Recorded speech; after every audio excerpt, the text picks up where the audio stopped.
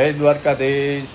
માંગો 20 આપે 30. મારા જય દ્વારકાધીશ. વંદે માતરમ. ભારત માતા કી જય. આઈ હોપ આ બધા મજામાં હશો. અમે પણ મજામાં.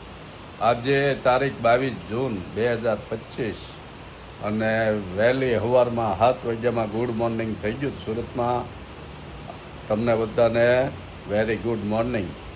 તો આજનો વ્લોગ આપણે વહેલા ચાલુ કરી દઈએ. આજના વ્લોગમાં આપ સર્વનું યુટ્યુબ ફેમિલીમાં હરકે બુજેલ વ્લોગ વતી હાર્દિક સ્વાગત છે. અને આપ તમે બધા મજામાં હશો, કારણ આપણો બ્લોગ જોતા હોય એ બધા મજામાં જ હોય. તો સવારના 7 વાગ્યામાં વરસાદ ધમધોકાર ચાલુ થઈ ગયો છે. આપણે ગાર્ડનમાંથી આવીને પેપર વાંચી લીધું, ત્યાં વરસાદ ચાલુ થઈ ગયો. આજનો સુવિચાર લઈ લઈએ. આજની સુવિચાર છે કે ખોટી ચિંતા નહીં કરવાની. બધા રસ્તામાં તકલીફ તો હોવાની જ, પણ બધી તકલીફના રસ્તા પણ હોવાના. કેટલો મસ્ત સુવિચાર છે. એટલે ખોટી ચિંતાઓ નહીં કરવાની. જે કાંઈ કરતા હોય એમાં તકલીફો તો આવ્યા કરવાની, પણ એ તકલીફ દૂર કરવાના રસ્તા પણ હોય જ છે. વરસાદ ફફડાટી બોલાવે છે.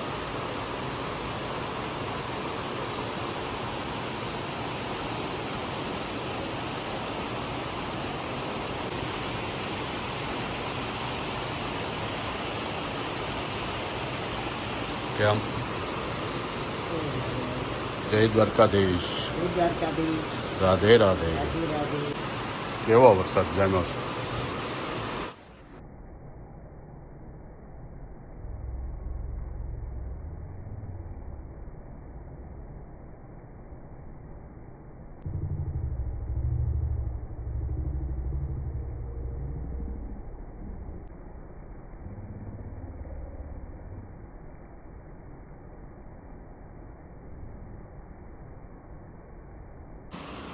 જો વરસાદ ચાલુ થઈ ગયો, બાલ્કની પેપર વાંચવા બેસી ગયા. મસ્તીનો વરસાદ આવે. હા હો, આમ વરસાદ દેખાય કેવો આવે. રોડમાં બહુ આવો ઘુમ્માર બધું થઈ ગયેલું છે. બે સર્કલ બાજુ અહીંયા અને આ બાલ્કનીમાં આવેલ સ્ટાર્ટ પવન. આપણે આપણે સવારમાં ગાર્ડનમાં કસરત કરી આવ્યા અને હવે જો બાલ્કની બેઠા પેપર વાંચી ત્યાં વરસાદ ચાલુ થઈ ગયો. હા, કેવો આવે છે, બહુ આવે છે ત્યારે. તો આ એક ઉંમર પછી આવો શાંતિનું જીવન જીવવાનો એક મોકો ભગવાન આપે, એના જેવું બીજું શું કંઈક ન હોય.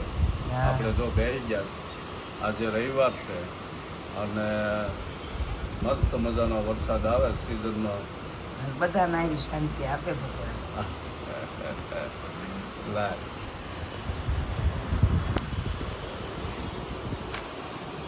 જો ગાર્ડન અને આ વરસાદ.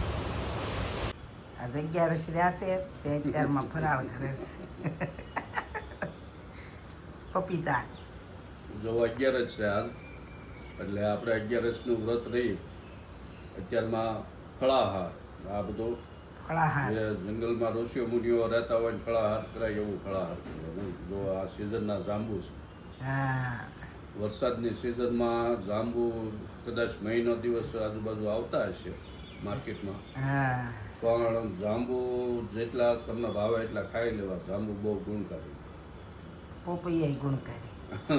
જાંબુ ખાઈને જો પોપૈયાનું બાઉલ કરી દીધું. હા, આ પોપૈયા ખાઈ લઈ. આ ભૂખ્યા પેટે પોપૈયો બહુ સારો. હા, પોપૈયો હારો નેરવો બહુ મસ્ત છે. વેળો નીકળ્યો છે કા. જો આપણે ફ્રૂટ લેવા આવ્યા ત્યાં વરસાદ ચાલુ થઈ ગયો છે. મસ્તીનું બધું ફ્રૂટ આવવા મળ્યું છે. આલુ, જાંબુ.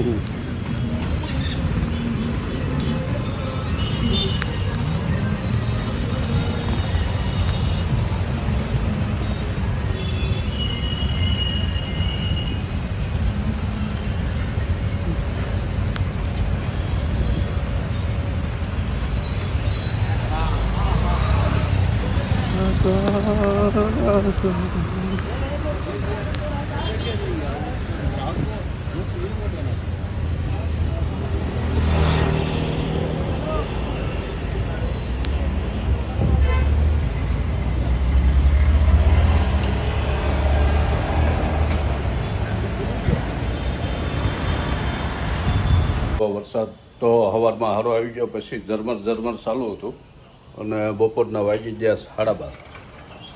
આપણે આવી ગયા ઘરે. તો ગાર્ડનમાં પાણી ભરાઈ જશે.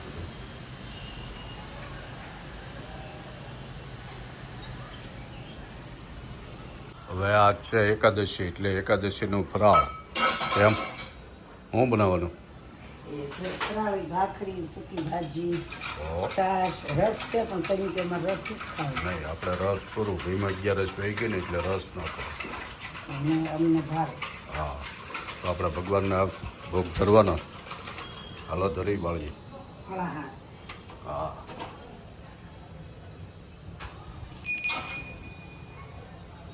મસ્તીનું ફરાળ બનાવી નાખ્યો.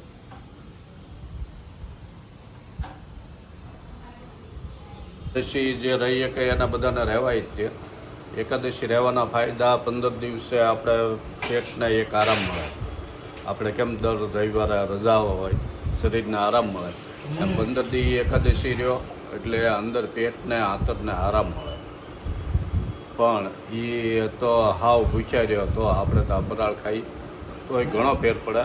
આ ભાખરી આવે, આ ફરાળી લોટ આવે, એ તો આવતો હોય એનો ખરો, પણ આમ તમને હે મિક્સ આવે પણ તોય સારું. એટલું કરીએ તોય સારું. બપોરે એક તક ખાવાનું આવે, સવાર સાંજ ન આવે, એટલે એમ ઘણો ફેર પડી જાય કે નહીં. તો હાલો ફરાળ કરી લઈએ.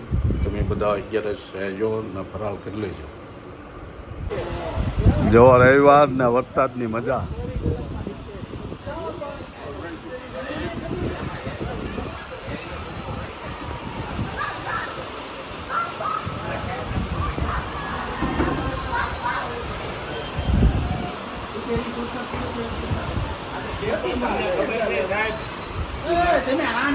મલ્લિકા ખાવ ને એટલે હ્યુમિનિટી તમારી સ્ટ્રોંગ થઈ જાય.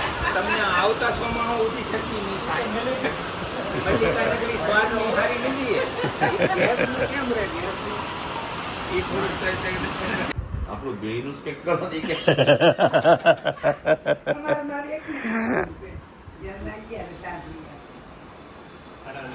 હા, જો અમારા મહેમાન આવ્યા છે આજ. હા, અમારા માળના અને પાડોશી મિત્રો આવી રીતના હેપીને બધા રહી માળમાં અને વિંગમાં, એટલે ખૂબ મજા આવે. કેમ વિજય? જો અમારા ભરતભાઈ છે, પ્રકાશભાઈ છે ભજીયાવાળા,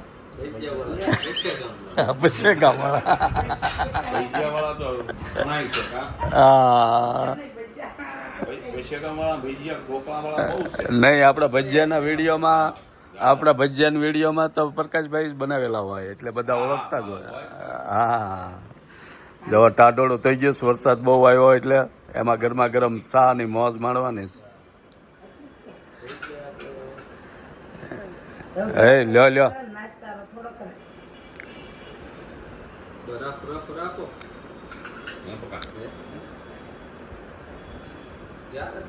ઘણા બધા ગઢડા હવા ઓલા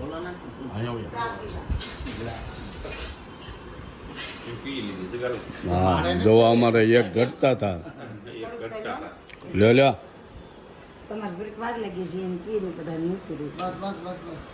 નાખ ડાયાબિટીસ વાળાને સા ન નડે.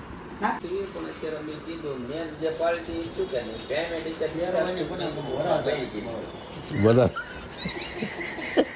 વ્યવહાર નથી થતા એટલે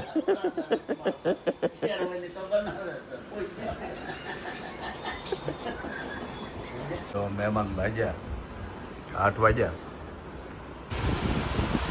રાતના 10 વાગ્યા સાંજના, ને પુષ્કળ વરસાદ આવે છે. ચાલુ જ થયો છે પણ સારો આવે છે, પવન અને વરસાદ.